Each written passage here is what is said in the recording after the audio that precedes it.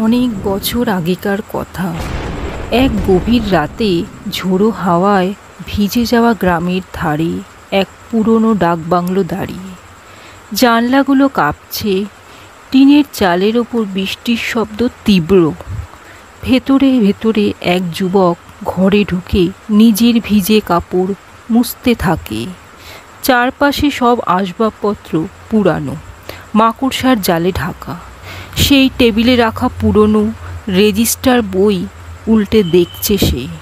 শেষ এন্ট্রিটা ঠিক 50 বছর আগে।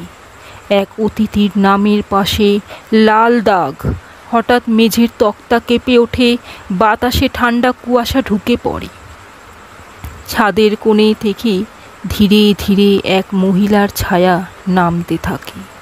লম্বা চুল মেঝেতে ছড়ানো, চোখ ফাঁপা, তার সাদা শাড়িতে ভেজা রক্তের দাগ। যুবক পিছিয়ে যেতে থাকে, কিন্তু ছায়াটি ধীরে ধীরে তার দিকেই এগিয়ে আসে।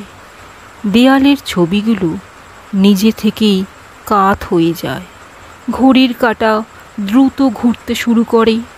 যুবকের নিঃশ্বাস ভারী হয়ে ওঠে। হঠাৎ ছায়াটি থেমে যায় এবং হাত বাড়িয়ে দেয়, যেন সে কিছু ফিরিয়ে চাইছে। যুবক তাকিয়ে দেখে, তার হাতে অজান্তে একটি পুরনো চাবি ধরা। সেই চাবিটি এগিয়ে দিলেই ছায়াটি ধীরে ধীরে মিলিয়ে যায় এবং কুয়াশার মধ্যে মোমবাতির আলো আবারও স্পষ্ট হয়ে ওঠে।